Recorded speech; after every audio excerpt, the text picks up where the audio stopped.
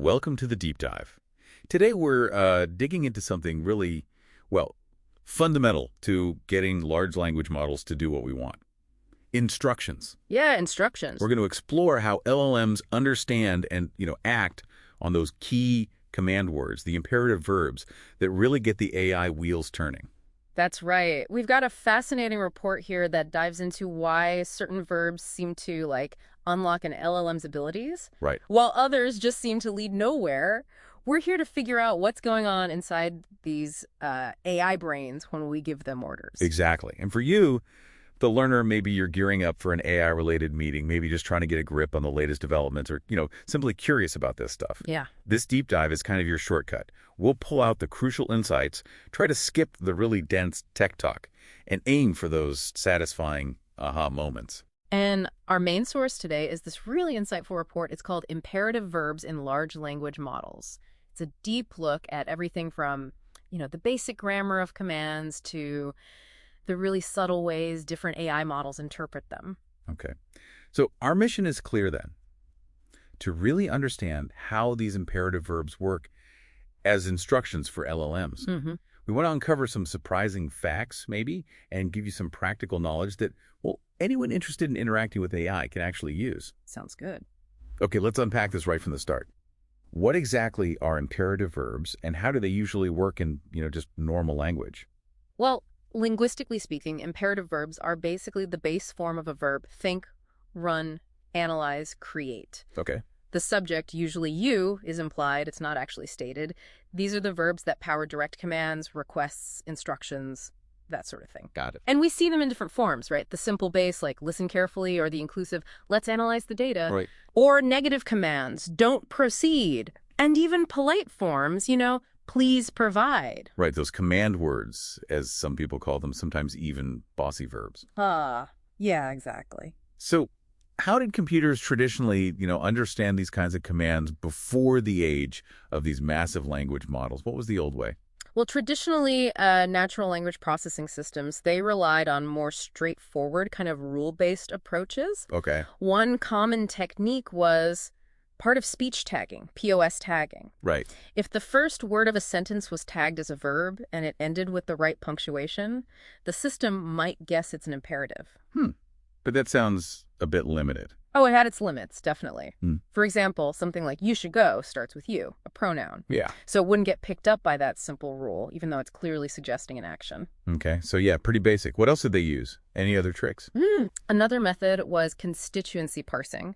Essentially, older systems looked for the main action, the verb, and what it was directed towards, the object, to get the command. Like finding stop and the car in stop the car. Right. This means breaking the sentence down into its grammatical bits, noun phrases, verb phrases, all that. Okay.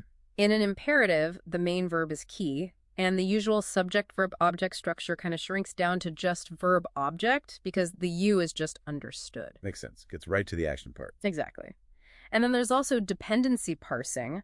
This one focuses more on the grammatical relationships between words. How so? It finds the main word and figures out what depends on it. In a command, the main verb is usually the root, the center of these relationships.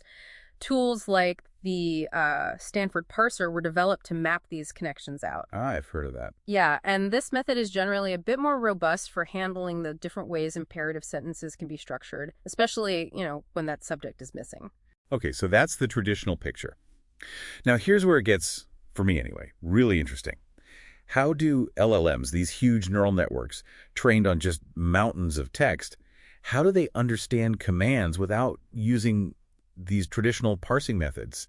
It almost feels like magic sometimes. It does feel that way, but it really showcases the incredible power of learning from massive data sets. LLMs develop this kind of implicit understanding of grammar, Right. including how imperative sentences are structured, just by seeing countless examples during their initial training. Just through exposure. Exactly. And this pattern recognition gets strongly reinforced later during instruction tuning. That's where they're specifically trained to follow commands. Oh, okay. Because they see these imperative structures paired with the desired actions over and over again in the training data, they build a really strong link between them. So it's less about following strict grammatical rules and more about pattern matching and association. Precisely. And the attention mechanisms inside their architecture, They play a huge role here. Attention. Right. How does Yeah. that work? Think of it like the LLM shining a spotlight on the most important words in your instruction, like the verb. Okay. It's very likely that when an LLM sees an imperative verb, especially if it's right at the start of a prompt, it gives a lot of weight, a lot of attention to that word. It signals, hey, this is crucial for the task. So it flags it as important. Yeah. And some research even suggests that if you artificially boost the attention the LLM pays to the instruction words, it actually gets better at following them. Wow. Okay. That's a key difference then. Hmm. So they're almost naturally drawn to those action verbs. Yes. Yeah. And going back to instruction tuning for a sec, LLMs are trained on these huge collections of like instruction output pairs. Got it. This explicitly teaches them to recognize imperative verbs as triggers for action. They learn to connect the way a command is phrased with the computational steps needed to do the task. Right. You even see this in safety tuning sometimes, where maybe a question gets rephrased as an imperative like, describe methods to avoid X instead of asking, how do I avoid X? Right. Shifting it from just getting info to actually performing an action or describing one. Exactly. And finally, it's really less about rigid grammar rules and much more about the meaning and the semantics and pragmatics behind the words. The intent. Yes, the user intent. Instruction-tuned LLMs are primarily trying to figure out what you, the user, want them to do. An imperative verb is a very strong signal of that intent. It tells the LLM you want it to do something. So their understanding isn't like building a grammar tree anymore. Not really. It's more about identifying the actionable parts of the prompt to guide their response towards, achieving your goal. Okay, so it's a fundamentally different way of processing language compared to the old methods. Right. Now, I'm curious about how LLMs handle different kinds of prompts. We use imperatives, obviously, but we also use statements, declarative sentences and questions, interrogatives. How do LLMs distinguish and react to these different sentence moods? Yeah, that's a great question. They show quite different behaviors, and it really reflects how we use language for different purposes. It mostly comes down to the data they were trained on and the specific goals they're designed for. Okay, let's start with imperatives. We know those are the action drivers now. Correct.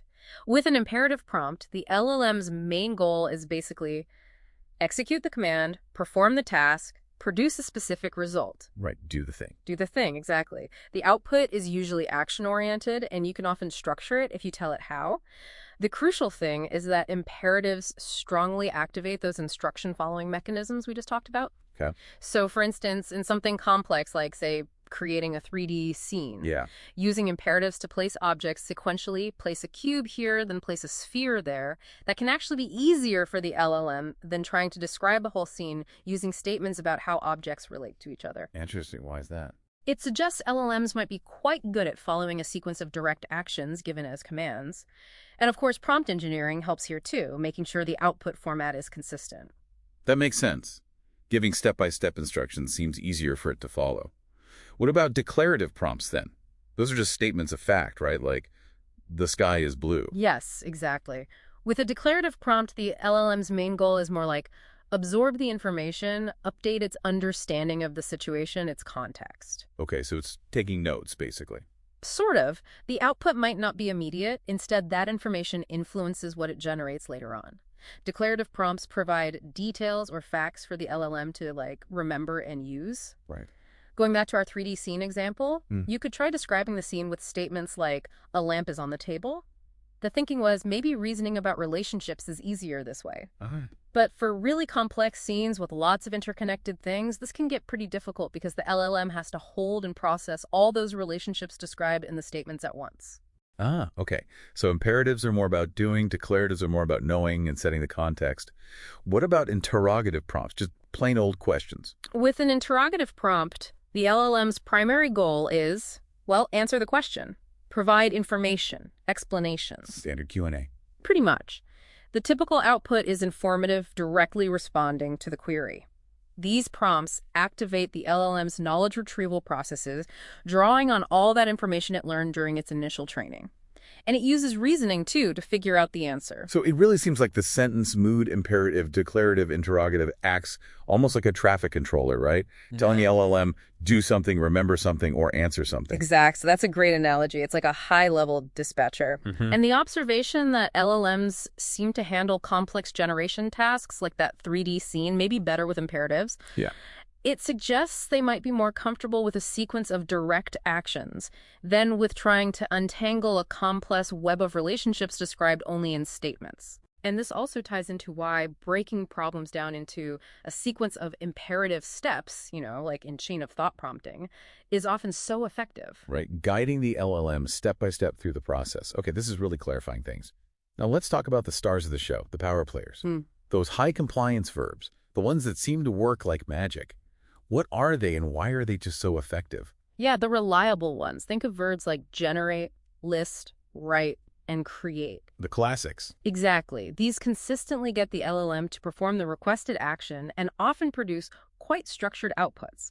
A huge reason for this is how often they appear in instruction tuning data sets. Ah, back to the training data. Right. LLMs are fine-tuned on just tons and tons of examples of instructions paired with the desired results, and these verbs generate, list, write, create, they just show up all the time, asking the model to do very specific things. So they've seen them a million times. Pretty much. Projects like Alpaca Farm actually analyzed their data and found that write, make, list, and create were some of the most common root verbs. Wow. Which highlights a really crucial insight for anyone prompting.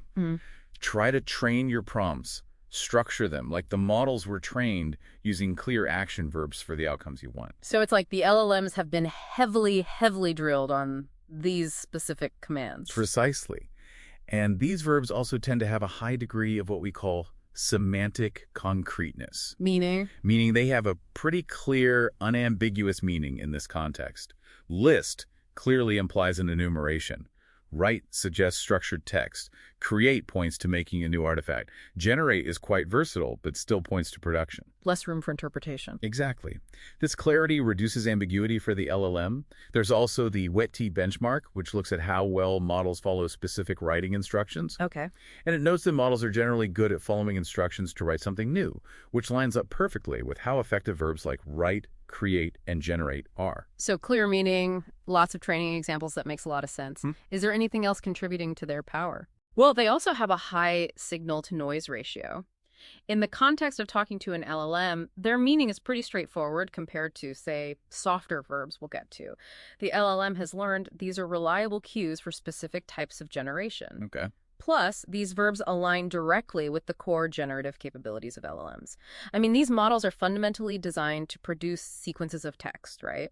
And often, these strong imperatives provide a kind of implicit task scaffolding. The verb itself almost hints at the structure of the output, like list of X implies bullet points. Write an essay on Y implies paragraphs. Right, it sets expectations for the format. Exactly. It reduces the LLM's burden of having to figure out the format from scratch. And, it's plausible, they're speculative, that internally these verbs activate specific, well-trodden pathways, maybe even specialized expert modules within the LLM architecture. Interesting. That are highly optimized for these kinds of generation tasks. The consistent pairing during training just reinforces these pathways. So yeah, if you want to quickly get a draft of that meeting summary, starting your prompt with generate is probably a smart move. Okay, so we've got the power players, the reliable verbs. Now let's look at the flip side. The low compliance verbs. The ones that often seem to, fall flat or get ignored. What are some examples and what makes them so challenging for LLMs? Yeah, the tricky ones. Think of verbs like consider, explore, think about, reflect on. The more abstract ones. Exactly. These often result in outputs where the verb seems kind of ignored or only loosely interpreted. The main issue is that they don't inherently demand a specific tangible output in the same way that list or write do. Right. They prompt for what are, in humans, internal cognitive processes. For an LLM, which fundamentally works by generating the next word, a request to just consider something lacks a clear target output structure. So the LLM is kind of left wondering, okay, consider what exactly? And how should I show you I've considered it? Precisely. There's also likely a training data imbalance. As we said, instruction tuning datasets are probably heavily skewed towards concrete tasks with easily measurable, checkable outputs. Makes sense for training. Right. Yeah. It's just harder to create a definitive ground truth answer for a prompt like explore the nuances of why compared to something like summarize this document. So the LLM simply have less training on how to handle these more abstract, open-ended requests. Exactly that. And the core training objective itself Next token prediction and instruction tuning focused on specific outputs is just less aligned with the very open-ended nature of these softer verbs. Mm-hmm. Also, we have to keep reminding ourselves that LLM thought, if you can call it that, isn't the same as human consciousness or reflection. Good point. So soft verbs like reflect on might not map cleanly onto the output patterns the LLM has learned. These verbs also tend to place a higher cognitive load, computationally speaking, on the LLM. Why is that? Because it has to do more work to interpret the user's underlying intent and define the scope and format of the response, since the verb itself is less prescriptive. It's less clearly defined in the prompt itself.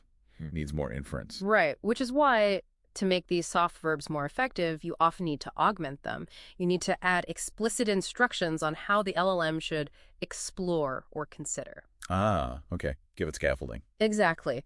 So instead of just explore the future of AI, which is vague, you might say, explore the future of AI by listing 3 potential optimistic scenarios and explaining the reasoning behind each. Ah, okay. So you translate that abstract verb, explore, into more concrete actions, listing, explaining. Makes perfect sense. Now, I'm curious about what's going on sort of under the hood, inside the LLM. When it encounters these different types of verbs, what are the internal mechanisms that lead to this different treatment? It seems to be a combination of factors working together. One is what we could call implicit prompt parsing. Strong verbs, because they're so frequently associated with specific actions in the training data, likely trigger certain action states or processing routines within the model. Okay. The directness of these verbs helps the model quickly identify the core task it's supposed to perform. Got it. Then there's the role of attention weights, which we touched on. Strong verbs, especially if they're early in the prompt, probably attract higher attention weights, signaling their importance. Right, the spotlight effect. Exactly. Research supports this idea. Focusing attention on instruction words improves compliance. Soft verbs, on the other hand, might receive lower or perhaps more diffused attention, not standing out as much. So the LLM is almost automatically tuning into those strong command words more intensely. It seems likely, yes.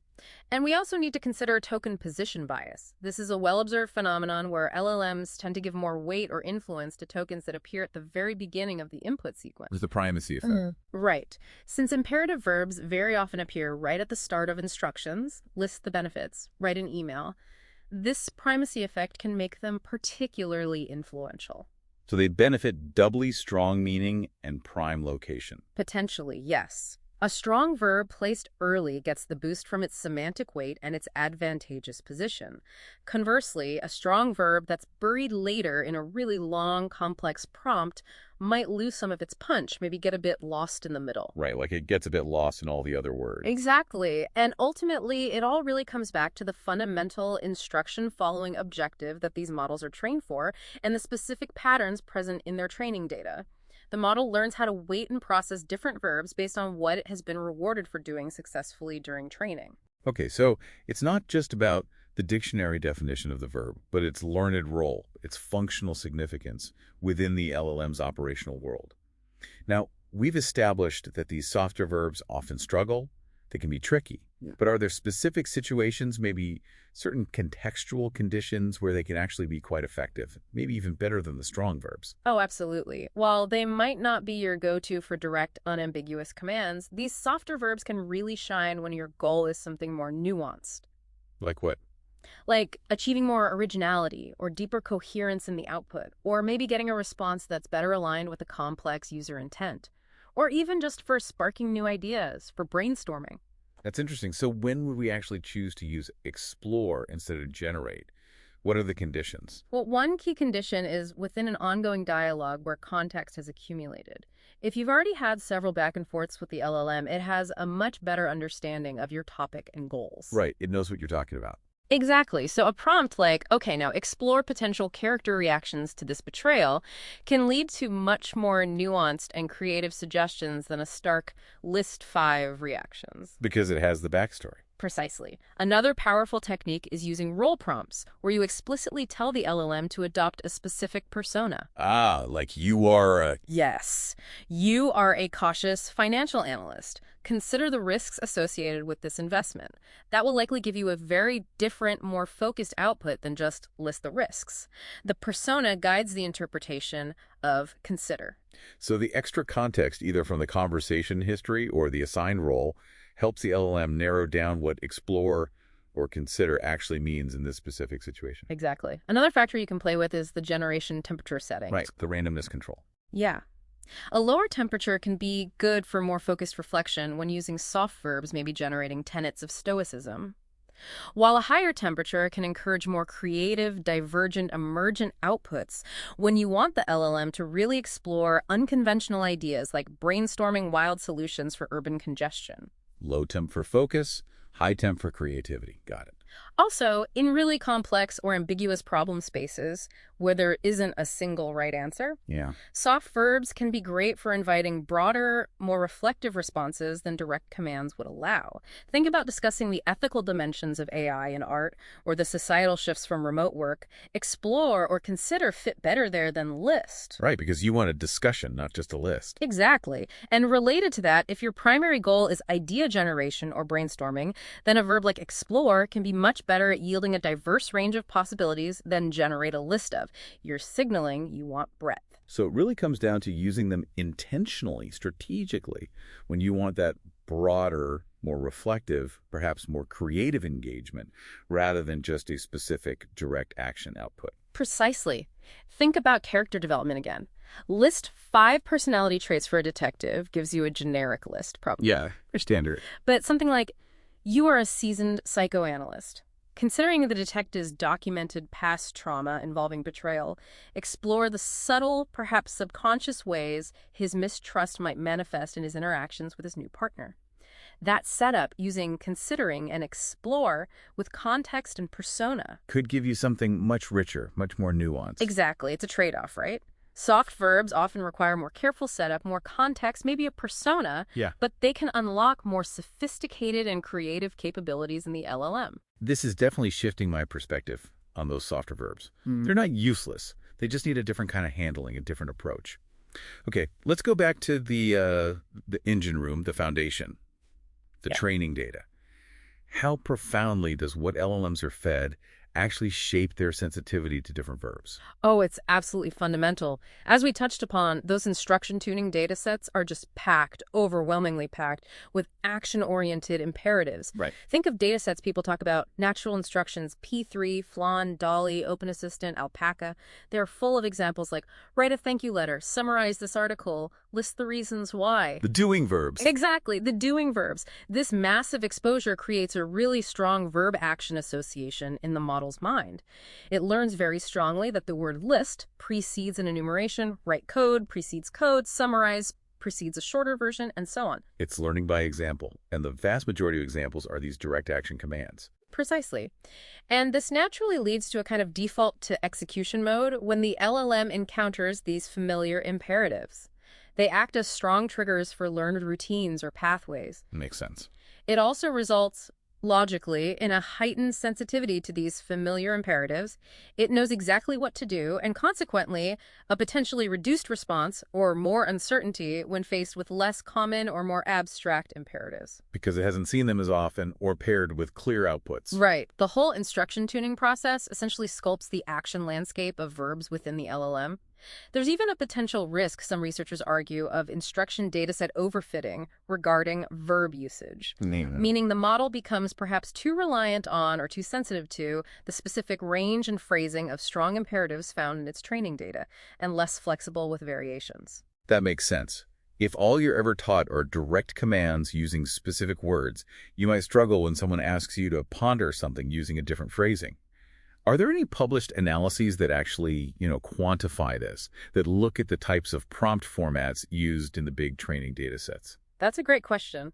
Unfortunately, there isn't one single comprehensive catalog that breaks down imperative usage across all major instruction data sets.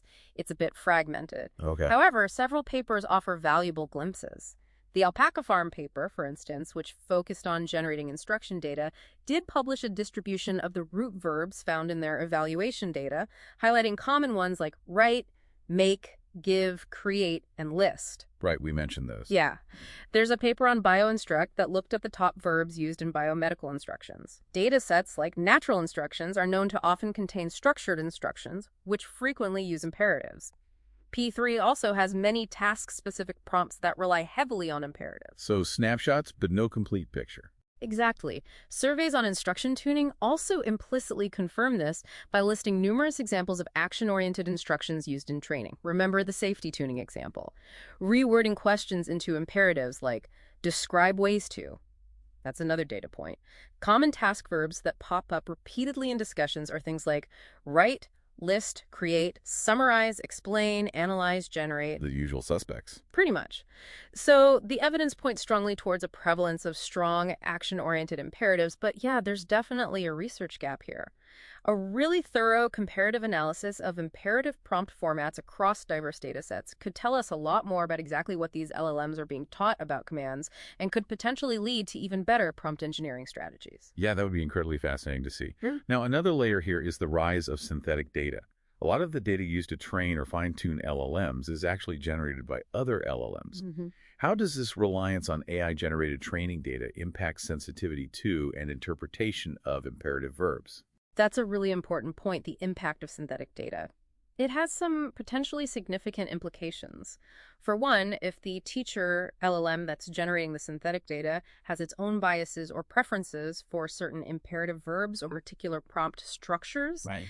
those preferences can get amplified in the synthetic data set it creates. Then, a student LLM trained primarily on this synthetic data might inherit and potentially even reinforce those specific sensitivities. Ah, so it's like making a copy of a copy, and any quirks in the original just get exaggerated. Exactly. It's a potential amplification loop.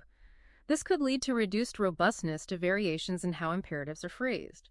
If the synthetic data lacks diversity, if the teacher LLM always uses generate and never produce or devise for similar tasks, the student LLM might perform really well on prompts using generate, but stumble when it sees those other verbs. We might even see more pronounced instruction dataset overfitting, as we discussed, and the learning of what some people call LLM speak if the synthetic data has a very distinct, perhaps unnaturally consistent style. LLM speak. I like that term. What might that actually look like in an LLM's output?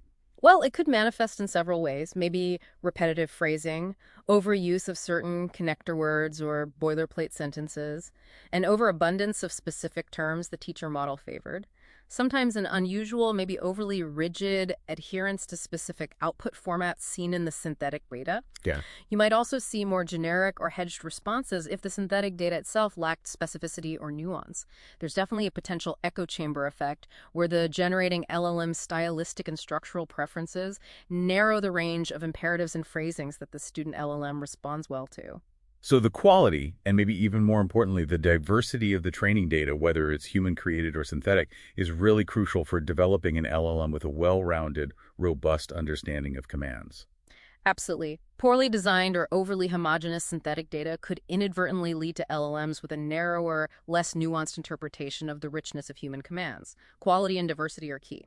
Okay, zooming out a bit now from the data itself, how do the different leading LLMs that people use, the big players like Gemini, GPT-4, Claude, Mistral, Llama, how do they tend to handle verbs differently? Are there noticeable trends or maybe even quirks associated with each model family?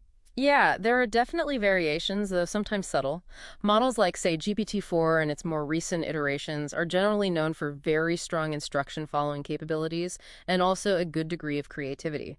This suggests they likely have a pretty robust interpretation of both direct, strong commands and maybe more flexibility with nuanced or softer verbs, too. Okay, so generally capable across the board. Often, yes. Claude models, particularly from Anthropic, often emphasize a more thoughtful, perhaps more cautious or ethically minded approach in their responses. This inherent personality, if you will, might influence how they interpret ambiguous imperatives, maybe seeking clarification or framing responses carefully. Interesting. What about Gemini? Gemini often leverages its deep integration with Google Search, so its handling of exploratory commands, especially those related to finding or synthesizing real-time information, might be a particular strength or differentiator. Right, using its connection. And the open source ones. Open source models like Llama and Mistral and their many variants offer incredible flexibility because they can be fine-tuned on specific data sets. True. But this also means their verb interpretation can be heavily influenced by the specific fine-tuning data and process used. A Llama model fine-tuned for coding might interpret generate very differently than one fine-tuned for creative writing. So each model really does have its own kind of flavor or personality that shapes how it takes orders, how it interprets those verbs. Exactly. You might find, anecdotally, that GPT-4 is perhaps more adventurous or creative with a verb like explore, while maybe Claude offers a more structured or logically laid out analysis in response to the same verb. Newer models across the board generally show increased flexibility in how prompts need to be formatted. Less rigid. Yeah, less rigid and often a better ability to infer the user's underlying intention, even if the prompt isn't perfectly phrased. But there's often still a trade-off between the sort of polished, out-of-the-box adherence you might get from leading proprietary models and the potential for highly customized behavior you can achieve with open source options if you have the resources to fine-tune them well. This is really helpful context to keep in mind when you're choosing which model to work with for a particular task. Now let's speculate a bit more deeply. What about the inner workings, the actual architecture of these LLMs? Things people talk about like mixture of experts or the alignment processes used to make them helpful and harmless. How might those architectural and alignment factors influence how they respond to verbs? This is where we get into really interesting, though often less directly provable territory. Take mixture of experts, MOMI's architectures, like the one used in Mistral's Mistral model. In theory, it's possible that within a MOE model, certain expert subnetworks could become specialized in handling specific types of instructions or tasks that are frequently associated with particular verbs. Like a verb triggers a specialist. Potentially, a strong common imperative like list or summarize might get routed directly to a highly optimized expert for that task. Softer verbs like explore or consider, which are more ambiguous, might lead to a less direct routing, perhaps engaging a broader set of experts, or maybe an expert specialized in more open-ended reasoning. So it's like having different specialists on call for different kinds of commands. Fascinating. It's a plausible mechanism. Then there's the more general concept of prompt token routing. Even in non-MOE models, it's possible that the command part of the prompt, often signaled by the verb, gets identified and perhaps processed differently, maybe directed to specialized processing units or layers within the model architecture that handle task execution. And then alignment is huge. The process is used to align the model with desired behaviors like helpfulness, harmlessness, honesty. Anthropic's constitutional AI is a good example. Right. These alignment processes definitely filter how commands are interpreted and acted upon. A hard command like write a phishing email should hopefully be refused due to safety alignment. But alignment might also subtly shape how a soft command like explore the ethical implications of AI in art is handled, perhaps encouraging a balanced or cautious perspective. Safety tuning, as mentioned in the Safety Tuned Llamas paper, is critical here. So the alignment acts like a gatekeeper or a guide for how instructions are followed. Absolutely. And finally, there's this concept of instruction hierarchy adherence. Research benchmarks like, hey, Evil, look at this. How do LLMs prioritize instructions when they come from different sources, like a system message versus user input, versus maybe instructions embedded in retrieved documents or tool outputs? Oh, right. Conflicts between instructions. Exactly. LLMs often struggle when instructions conflict. For example, if a tool output suggests deleting something, but the system message says, never delete user data, the binding strength or effectiveness of an imperative verb might actually be conditional on where it appears in this hierarchy of instructions. A user command might be overridden by a system prompt constraint. Wow, it sounds like a really intricate internal negotiation happening every time an LLM processes even a seemingly simple command verb. Now, we've talked about differences between model families, but how does the response to command verbs typically change within a single model family as it evolves? Say, from GPT-3 to GPT-4, older Claude versions to Claude 3. What are the general trends? The trend is almost universally towards greater sophistication and capability. Newer versions within a model family typically show improved instruction following overall. They just get better at doing what you ask. Okay, that makes sense. They also tend to show enhanced nuance in interpretation. They might pick up on subtle implications in the prompt that older versions would have missed. And generally, better handling of complex or multi-part commands. More capacity. Right. And importantly for our discussion, newer models often handle those soft verbs more effectively. A prompt, starting with explore or consider, might yield a much more in-depth, coherent, or creative response from a latest generation model compared to its predecessors. The ability to tackle complex tasks just increases, meaning a verb like analyze can trigger a far more comprehensive and insightful response in a more powerful, newer model. Safety also generally improves. So it's not just about being bigger, it's about a more refined understanding and execution of instructions across the board. It sounds like the effective strength or interpretation of verbs isn't fixed. It evolves and becomes more flexible as the models themselves become more intelligent. Exactly. A prompt construction using a softer verb that might have been too vague or weak for an older model could actually become quite effective and yield great results with a newer, more capable one that's better at inferring intent. This has been incredibly insightful. To really try and nail this down, could we maybe walk through a hypothetical example? Let's say we ask different models for a summary of Einstein's theory of relativity aimed at a high school student, but we use different imperative verbs to ask for it. What kind of variations might we realistically expect in the output? How might different models, say GPT-4, Claude 3 Opus, Gemini Advanced, approach it differently based just on that initial verb?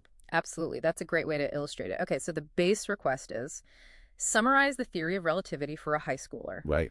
If we use strong, direct verbs like generate a summary or write a summary, we'd likely get pretty direct, concise summaries from all three models, GPT-4, Claude 3, Gemini Advanced. The core content would be similar, focusing on the main concepts like immensity thought, time dilation, gravity as space-time curvature, explained simply. Okay, fairly standard. The differences might be subtle, maybe in the specific analogies used, the exact phrasing, the length. GPT-4 might be slightly more creative in its explanation.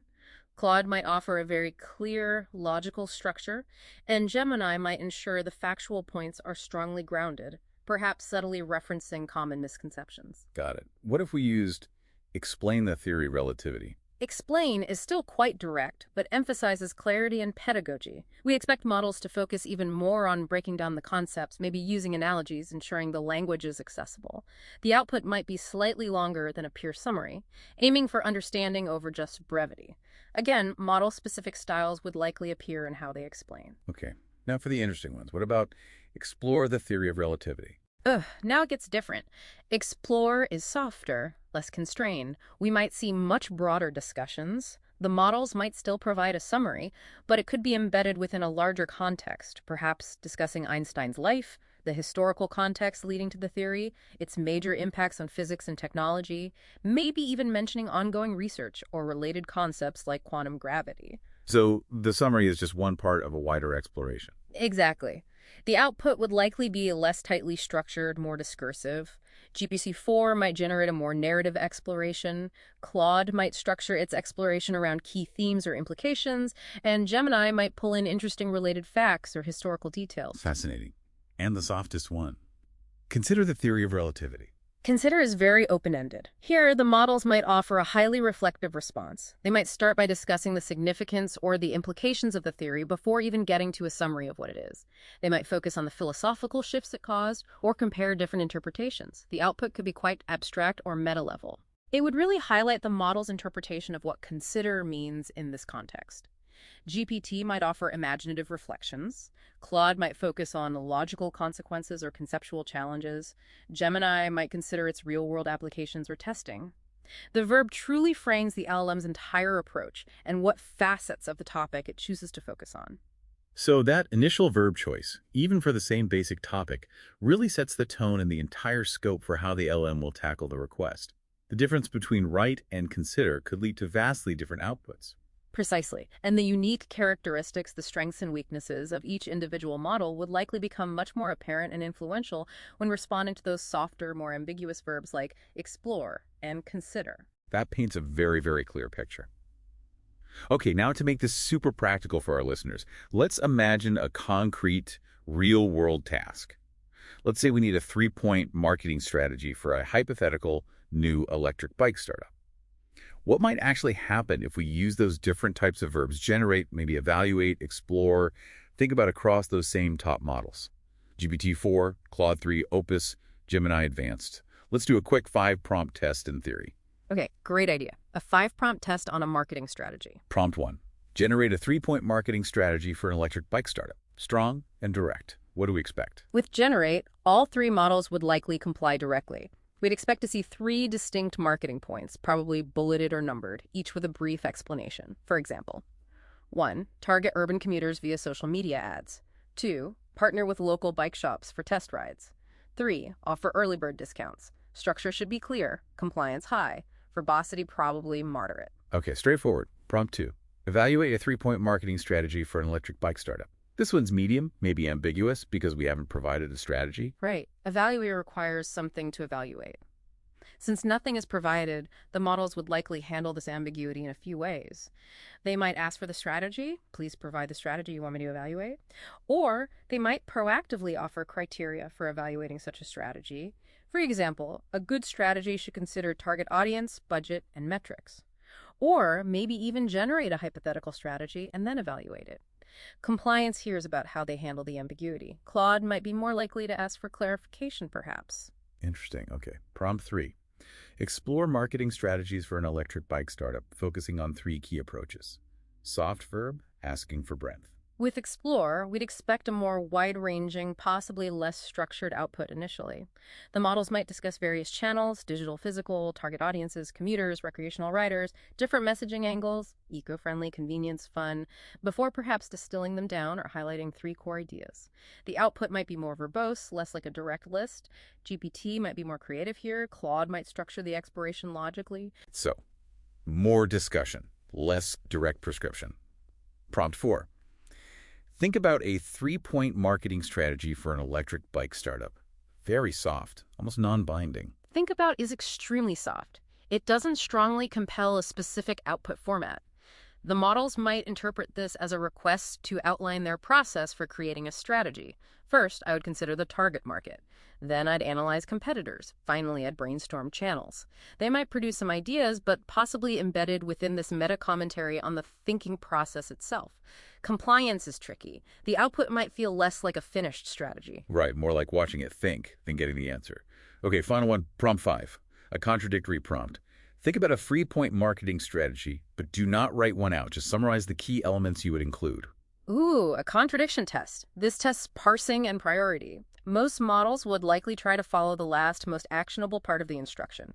Summarize the key elements you would include. So they'd probably list things like target audience definition, unique selling proposition, channel selection, budget allocation, success metrics, the components of a strategy, rather than the strategy itself.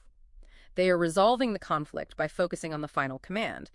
Some might explicitly note the contradiction. You asked me not to write a strategy, but here are the elements I considered. Others might just implicitly do it. It tests their ability to handle slightly confusing instructions. This is fascinating.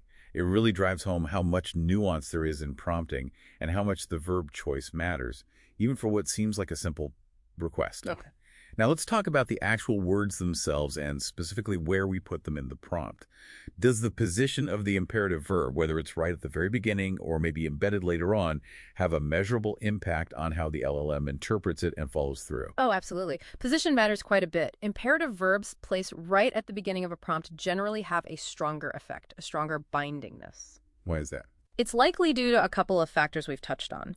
First, that primacy effect or position bias. LLMs tend to pay more attention to and give more weight to the initial tokens they process. Putting the command up front leverages this bias. Okay. Second, it sets a very clear task definition right from the outset. There's no ambiguity about the main goal. And third, it often aligns with the structure seen in training data, where instructions frequently start with the imperative verb. The model is used to seeing command structure this way. So first impressions really do matter for LLMs too, in a sense. In a computational sense, yes. Now compare that to an embedded verb, one that appears later in the prompt, maybe after some context or other clauses. Yeah. An embedded verb might potentially have a weaker binding effect. The initial context might draw some of the attention away. In very long and complex prompts, there's a risk it could get somewhat lost in the middle. As research suggests, attention can dip for tokens in the middle of long sequences. Right. Less prominent. Exactly. It can increase the processing complexity for the LLM as it has to integrate the initial context with the later command. Research looking directly at token attention patterns confirms that models often prioritize early tokens, and sometimes you need explicit cues to make them pay attention to information presented later. Work on constraint ordering also suggests putting harder constraints earlier can be beneficial. That's a really great practical tip. So if you want a strong command to be clearly understood and acted upon, putting that key imperative verb early, ideally right at the start, is generally the best strategy. Generally, yes. Front load the action. Okay, so given all of this incredibly detailed insight, the types of verbs, the training data, the model differences, the positioning, What are the absolute best practices we should really keep in mind when we're crafting prompts, choosing our verbs and deciding where to put them for the best results? Okay, boiling it down to best practices. First, prioritize clarity and directness, especially when you need a specific output. Choose strong imperative verbs that unambiguously describe the action you want the LLM to take. List, summarize, generate, translate, classify. Be specific. Yes. Second, related to what we just discussed, strategic placement. For those strong critical commands, front-load them. Put the key imperative verb at or very near the beginning of your prompt to maximize its impact. Got it. Up front. Third, when you do want to use softer verbs like explore, consider, or brainstorm for more nuanced or creative tasks, don't just throw them out there alone. Support them with context. Use role prompts, leverage conversation history, or specify the kind of exploration or output you want. Explore by listing pros and cons. Consider from the perspective of X. Give them guardrails. Exactly. Fourth, reinforce your imperatives with clear formatting instructions. Easel, format as a JSON object, use bullet points, and any necessary constraints. Easily, keep the response under 200 words. Focus only on the financial aspects. Tell it what the output should look like. Right. Fifth, consider model-specific tendencies. As we discussed, different models might respond slightly differently. If you're consistently using one model, get a feel for which verbs and structures work best with it. Know your tool. Precisely. Sixth, iterate and refine. Prompting is often an iterative process. Don't expect perfection on the first try. Look at the output, see how the LLM interpreted your verb and structure, and tweak your prompt accordingly. Trial and error. Yep. And maybe two more quick ones. Generally, try to use affirmative directives tell the LLM what to do rather than relying heavily on negative constraints, what not to do, as LLMs often struggle with negation. Focus on the positive action. Right. And finally, you can try emphasizing importance using phrases like, it is critical that you, or using formatting like caps, but use this sparingly as overuse can sometimes backfire or be ignored. Clarity is usually better than shouting. Okay, that's a fantastic checklist. Be clear, be direct, put the action up front, provide context for soft verbs, format, know your model, iterate, use positive framing. Great. Now, what if we've already tried a prompt? Maybe we used a weaker verb like think about or workshop, and the output just wasn't what we wanted. Do you have any actionable rewrite patterns or examples for turning those weak verb prompts into stronger, more effective ones? Definitely. The core idea is always to deconstruct the abstract goal implied by the weak verb and translate it into a series of more concrete actions using stronger imperatives. Let's take a few examples. Yeah. Say your original prompt is something vague like, workshop a prompt for generating marketing slogans. The output might be meandering or unhelpful. Yeah, what does workshop even mean to an LLM? Exactly. A rewrite could be, ask me 5 clarifying questions about the target audience and product features to help define the slogan requirements. Then, provide 3 different angles for the slogans and build on the angle I select by generating 5 example slogans for that angle. See? We replaced workshop with specific actions. Ask, provide, build, generate. Much clearer. Step-by-step actions. Okay, another one. Maybe explore a theme. Okay, original. Explore the theme of loyalty in Shakespeare's Hamlet. Again, could be too broad. Right, could go anywhere. Rewrite. List 3 key scenes in Hamlet where the theme of loyalty is central. For each scene, provide a brief explanation of how loyalty or disloyalty is portrayed. Finally, explain how these scenes contribute to the play's overall message about loyalty. Format the output with clear headings for each scene. We've got list, provide, explain, and format. Concrete tasks. Nice. One more. How about think about user pain points? Original. Think about user pain points for our new productivity app. Might just get a rambling list? Yeah, maybe generic stuff. Rewrite. Identify the top 3 potential user pain points for a productivity app targeting remote workers. List these pain points clearly. For each pain point, categorize it. Usability, missing feature, performance. Then, propose one specific feature idea to address each pain point. Present this as a table with columns. Pain point, category, proposed solution. Again, identify, list, categorize, propose, present strong verbs. Clear structure. Okay, the general principles seem to be break down the abstract goal, swap vague verbs for strong action verbs, explicitly specify the desired output structure, add constraints if needed, and maybe break complex requests into smaller sequential steps. You got it. That's the core pattern for turning weak prompts into strong ones. That's incredibly helpful, turning those fuzzy requests into clear, actionable instructions for the AI. Now, how does the strength of the verb we choose interact with other common prompting techniques? Things like few-shot examples, giving the LLM examples of what we want, or chain of thought prompting long sequences of steps, or negative constraints telling it what not to do.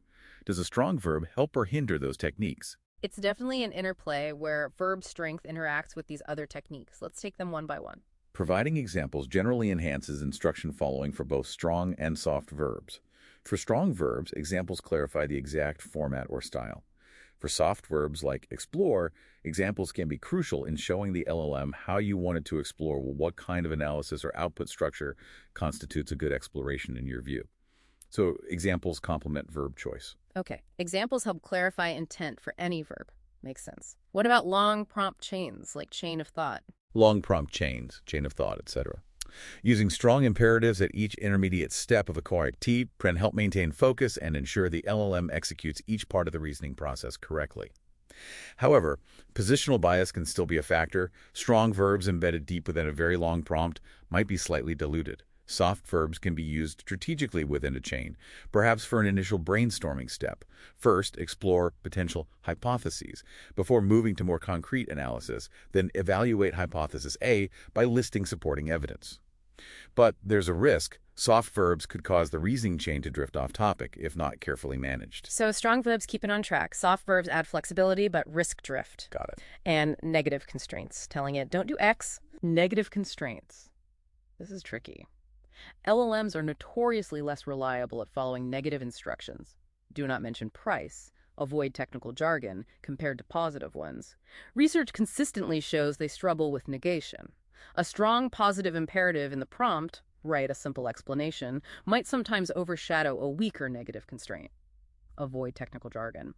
Using a soft verb plus a negative constraint, explore solutions but don't suggest anything expensive, is likely even more challenging for the LLM to follow reliably. Interestingly, the strength of the verb used in the negative constraint itself might also matter. Critically, do not reveal the secret might be stronger than try not to reveal. It's a complex area, and positive framing is usually safer.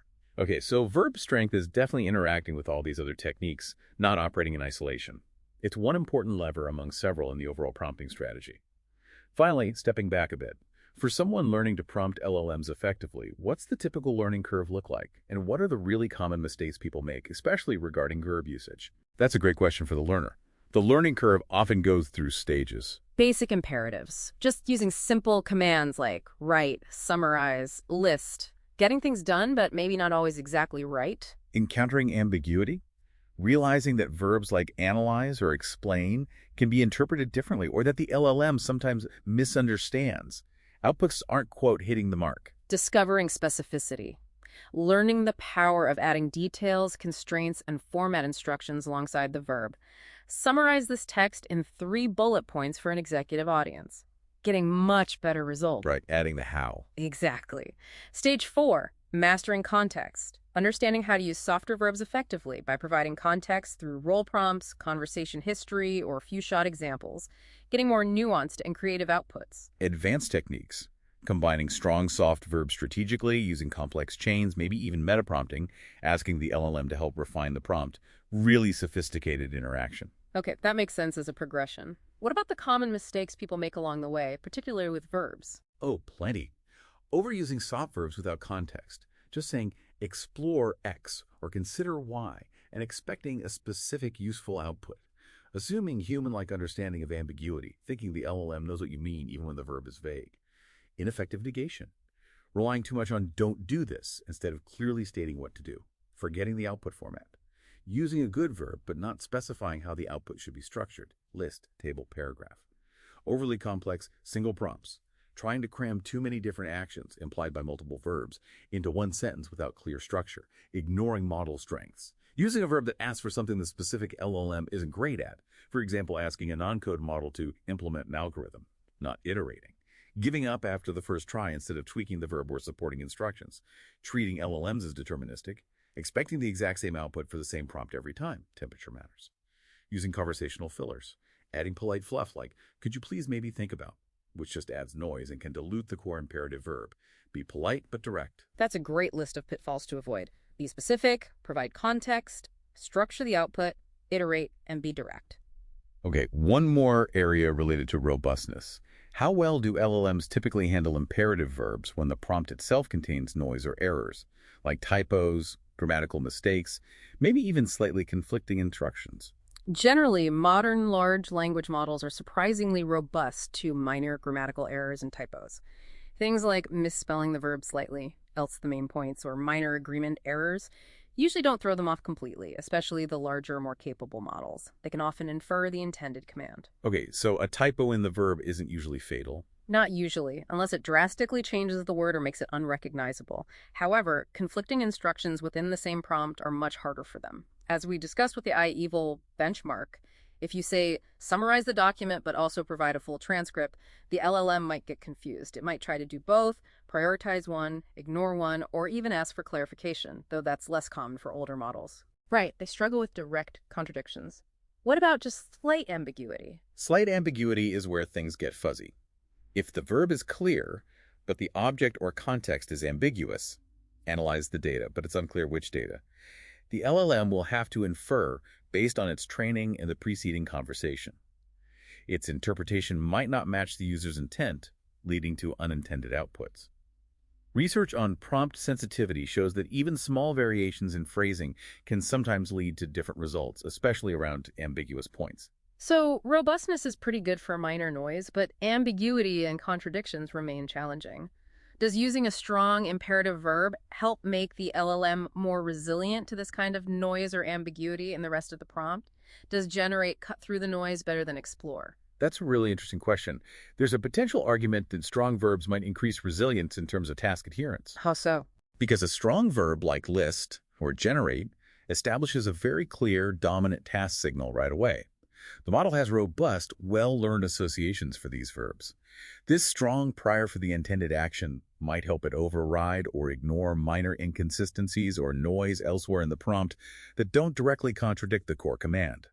For example, if the prompt is else the main benefits of our product focusing on cost savings and also time efficiency, the typo LST and the slightly awkward phrasing might be overlooked because list is such a strong command associated with enumeration.